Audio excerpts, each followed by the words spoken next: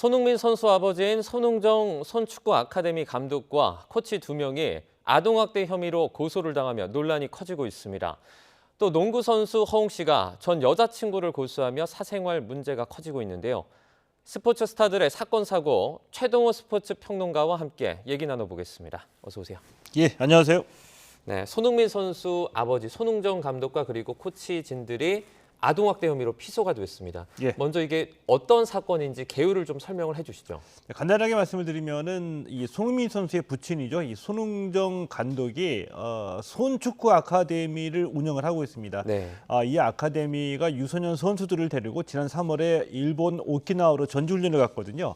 이 전지훈련 당시에 손흥정 감독 그리고 코치 2명이 이 선수들을 체벌하고 또 욕설을 하는 폭언을 했다는 혐의로 지난 3월에 경찰에 기소가 됐고요. 네. 경찰 수사가 마무리되면서 기소 의견으로 검찰에 송치된 사건입니다. 네. 지금 코치 중에 한 명은 손흥민 선수의 친형인 걸로 드러난 것 같아요. 예, 맞습니다. 네. 이 코치 2명 가운데 한 명은 손흥민 선수의 손흥민 선수의 형이고요. 이 손흥정 감독이 운영하는 이 아카데미의 교육 방식은 네. 이 손흥정 감독의 스타일대로 운영될 수밖에 없겠죠. 자, 그런데 이 손흥정 감독은 철저하게 기본기를 강조하면서 조금 좀 한마디로 그 스파르타식 훈련을 했던 것으로 유명하고요. 네. 그래서 이 어린 선수들에게 이 성과를 내기 위해서 조금 좀 가혹할 수도 있는 이런 체벌을 좀 동반한 것으로 알려졌죠. 네. 지금 그 손흥정 감독 측 같은 경우에는 이제 사전에 코치들 그리고 선수들 간에 좀 합의가 됐다 이렇게 말을 하는 것 같고요. 그리고 반대쪽에서는 좀 지속적이고 반복적인 폭언과 폭행이 있었다 이렇게 좀 대립을 하는 것 같습니다. 저희가 지금 손흥정 감독 측이 시대 변화를 따르지 않고 자신의 방식으로 아이들을 지도한 점 반성한다 이렇게 얘기한 부분이 있는데요. 이 인터뷰 먼저 듣고 오도록 하겠습니다. 어려서 해야 될 부분은 충실히 소홀함 없이 해야 성인에 가서 좋은 경기력을 가지고 할 수 있지.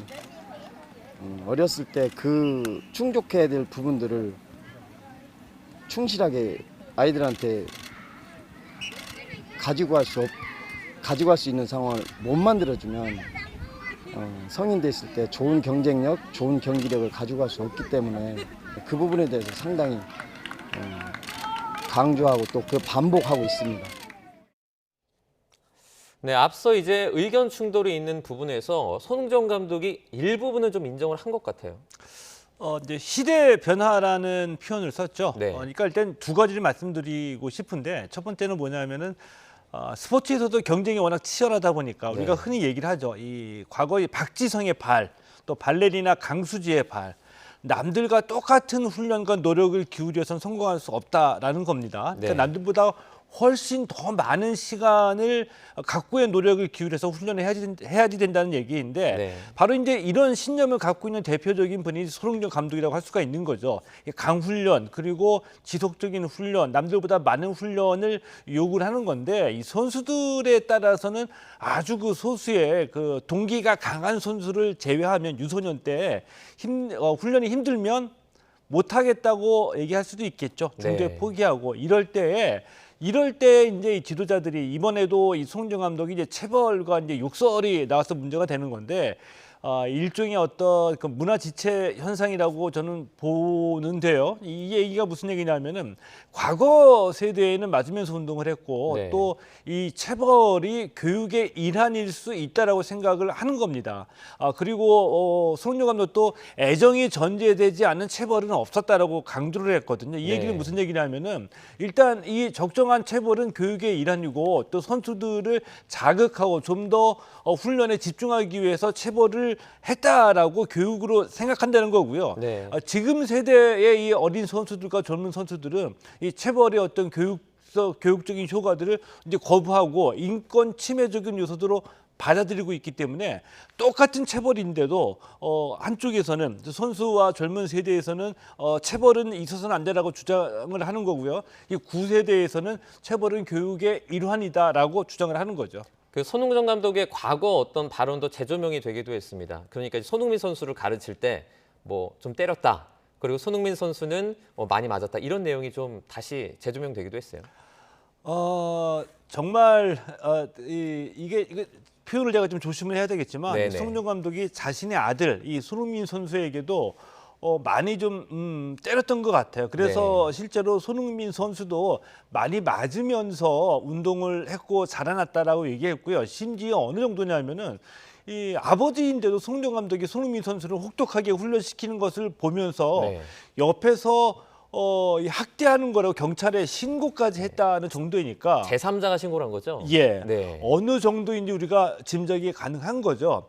자, 이것이 일종의 그 손흥정 감독의 신념인 겁니다. 가혹한 훈련, 스파르타식 훈련이 선수를 훌륭하게 성장시킨다인 건데, 그런데 송정 감독이 얘기했듯이 이런 방식이 지금은 더 이상 소통되거나 통하지는 힘들다라고 보는 거죠. 지도자 네. 입장에서는 갑갑할 수 있거든요. 그런데 지금 이 젊은 세대 지도자 중에서도 꼭 체벌만이 선수들을 극한의 상황에서 체력의 한계를 극복할 수 있는 동기유발시키는 것이 아니다. 네. 선수들의 그 심리 또 이 감정들을 좀 더 과학적으로 또 이 경험적으로 연구해서 체벌이 아닌 또 다른 동기를 유발하고 좀 더 인내하면서 한계점을 극복할 수 있게 코칭하는 방법들을 많이 공부하고 도입이 되고 있거든요. 꼭 체벌만이 한계점을 극복하는 네. 유일한 교육이 될 수는 없겠죠. 이번 사태를 둘러싸고 뭐 옹호하는 목소리, 비판하는 목소리 양측이 계속해서 나오고 있는 것 같은데 평론가님께서 보시기엔 어디가 더 좀 큰 것 같습니까? 일단 이 옹호하는 목소리와 비판하는 목소리가 갈라지는 지점은 앞서 말씀드렸던 것처럼 이 체벌에 대한 어떤 그 교육관의 차이라고 볼 수가 있거든요. 예를 들면 이번에 이 손 축구 아카데미에서도 그 유소년 선수를 엎드려 뻗쳐가지고 허벅지를 가격을 했다라고 하는데 네. 그게 이제 이 코너킥을 표시하는 코너킥 깃발이라고 흔히 얘기를 하죠. 네. 이게 플라스틱 재질이었거든요. 이제 그거를 뽑아가지고 가격을 한 건데 만약에 지속적이고 어떤 습관적으로 폭행이나 체벌이 있었다라고 한다면은 우리가 과거에 흔히 봤던 뭐 정신봉이나 아니면 뭐 선수들 기합 줄 때 필요하던 어떤 그 야구방망이 같은 어떤 폭행의 도구가 있었을 거라고 봅니다. 네. 근데 이런 것이 아니라 그냥 눈에 보이는 그 깃발을 뽑아가지고 가격했다는 것은 습관적이지 않다라는 얘기라고 저는 이게 짐작을 하거든요. 네. 이 얘기는 무슨 얘기냐면은 이 체벌을 한 코치 스스로도 내가 이것은 체벌이라고 인정하지 않을 가능성이 높다라고 봅니다.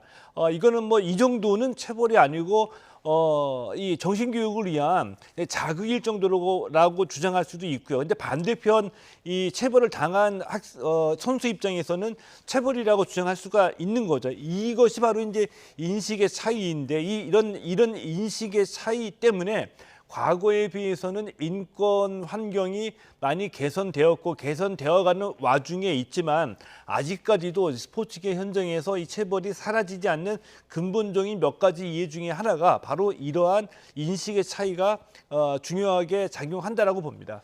이 손흥정 감독 측은 이제 그 수억 원의 합의금을 상대방이 요구하기도 했다 이런 얘기를 하기도 했거든요.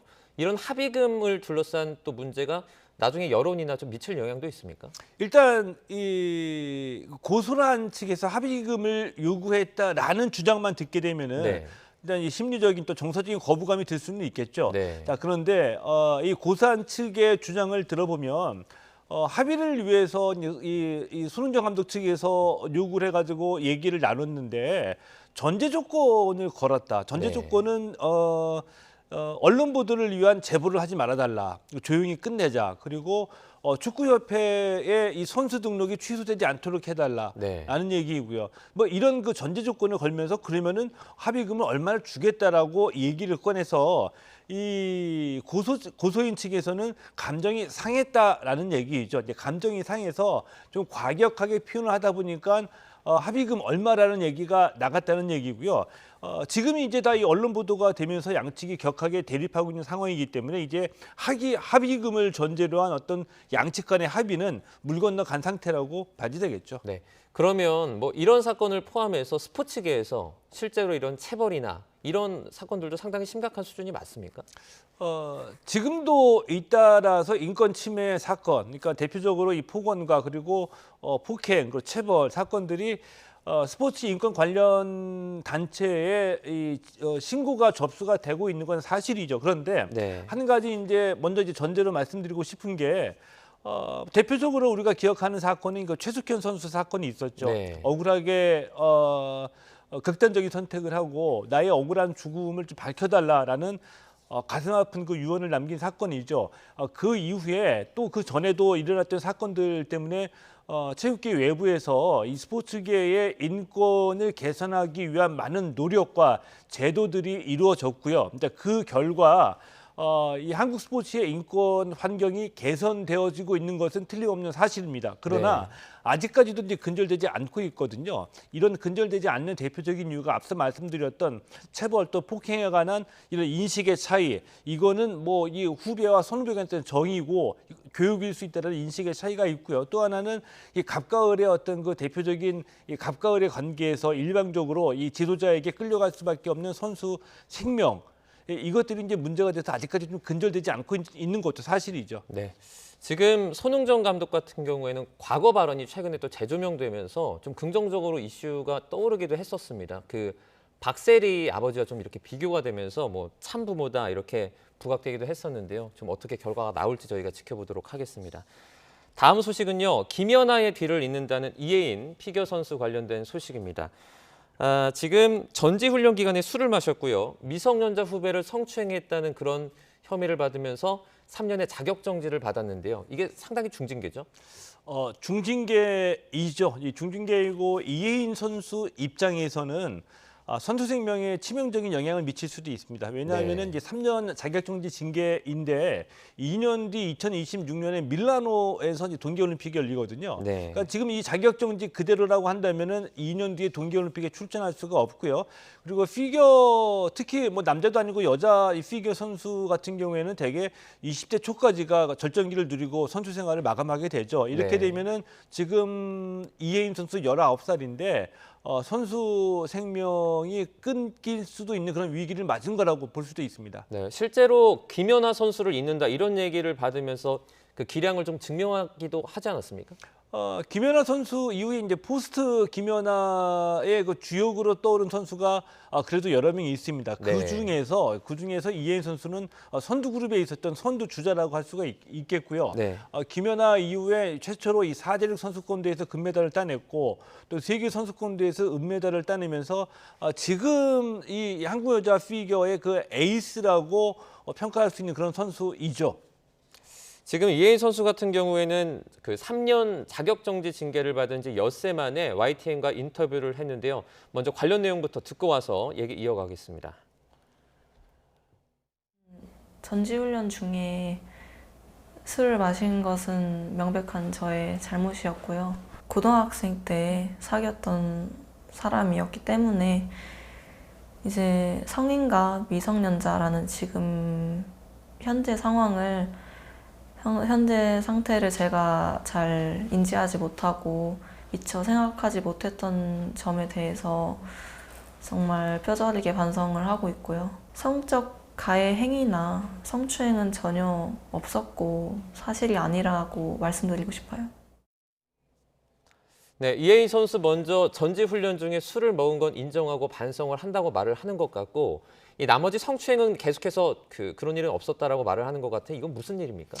저는 일단 저 인터뷰를 보면서 이제 네. 두 가지 생각이 떠올랐거든요. 첫 번째는 뭐냐면은 일단은 그 피해를 받은 그 후배 남자 선수와의 그 연인 사이였다라고 주장을 하고 있습니다. 네. 이 연인 사이를 주장하고 있는데 이 성폭력 사건에서 네. 뭐 연인 사이나 이 부부 사이일지라도 네. 상대방의 동의를 구하지 않은 일방적인 행위 자체는 이 성폭력에 해당할 수가 있겠죠. 연인이냐 아니냐 여부는 중요하지 않다는 말씀. 그렇죠. 아시죠? 이 피해 학생에 있어서 이게 우리가 이제 성폭력 사건을 봤을 때 숱하게 들어왔던 얘기입니다. 네. 뭐 우리는 좀 특별한 관계였다, 연인이었다, 부부 관계에서 이게 뭐 인정이 되느냐 이 얘기인데 이 이혜인 선수가 주장하는 연인이었다는 관계는 이게 특별히 중요해 보지는 않고 아직까지는 네. 이 후배 남자 선수의 진술이나 이게 확보가 되지 않았기 때문에 후배 선수의 반응에 따라서 결과가 달라질 수 있다라고 보고요. 그리고 이 음주는 인정을 하지만 네. 이 후배 남자 선수와는 연인 사이였다는 것을 주장을 하면서 인터뷰를 하면서 본인이 실명을 공개한 것은 네. 아까 말씀드렸던 재심을 청구해서 특히 소명의 기회에서 연인 사이였다는 것을 강조를 해서 징계 경감으로 인해서 밀라노 올림픽만큼은 어떻게 좀 다시 참가해 볼 수 있는 기회를 잡기 위한 노력이라고 봅니다. 네, 일단은 스포츠 선수로서 근데 뭐 음주도 당연히 문제고 잘못이겠지만 이런 성추행 사건이 불거지면 선수 생명으로서도 더 위험하겠어요. 위험하죠. 위험하고 네. 더군다나 이게 뭐 프로야구나 축구도 아니고요. 선수 생명이 지극히 짧은 여자 피겨 선수라는 점에서는 위험하고요. 이 본인에 대한 어떤 그 재심을 통해서 뭐 나름의 설득력 있는 논리는 현재로서는 좀 인정되지 않고 있고요. 네. 본인이 회복할 수 있는 길은 자숙하는 모습 그리고 이 국민 여론에게 충분히 자숙하는 모습을 인정받아서 이런 정도의 어떤 대국민 소통으로 인해서 다시 한번 기회를 받는 것이 정상적이지 않을까라는 네. 생각을 해봅니다. 그 싱글 피겨 같은 경우에는 개인 종목이지 않습니까? 예. 그런데 이번에 합동 훈련을 떠난 이유는 뭡니까? 개인 종목이라고 해서 이번에 네. 이제 빙상연맹이 전지훈련을 보낸 거거든요. 네. 개인 종목이기 때문에 개인 한 명만 보내는 것이 아니라 국가대표에는 일종의 상비군도 있을 수 있고요. 대표 주자들이 여러 명이 있기 때문에 이 선수들을 함께 팀으로 그룹으로 묶어서 이제 보낸 거죠. 네. 평론가님이 보실 때는 지금 그 이혜인 선수의 재심 결과는 좀 어떻게 전망하세요?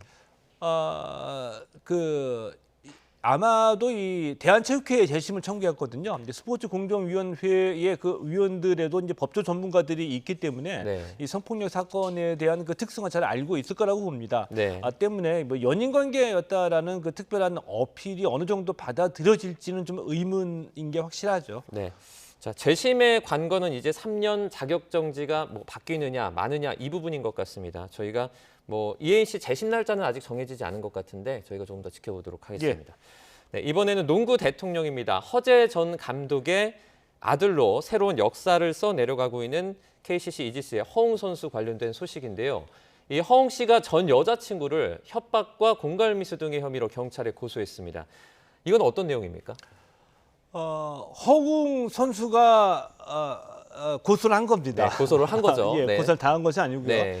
그러니까 허웅 선수가 그 전 여자친구와 한 3년 정도 교제를 했습니다. 3년간의 교제 기간 동안에 두 번의 그 임신 사실이 있었고요. 네. 임신했을 때마다 허웅 선수는 내가 책임지겠다, 아이를 낳자라고 권유를 했는데 이 전 여자친구가 모두 거부를 했습니다. 이 사이에 몇 번 그 이별과 다시 만남이 이루어지기도 했고요. 자, 그런데 최근 들어서 이 전 여자친구가 우리 사이에 그동안 있었던 것들 모두 모든 SNS에다 공개를 하겠다.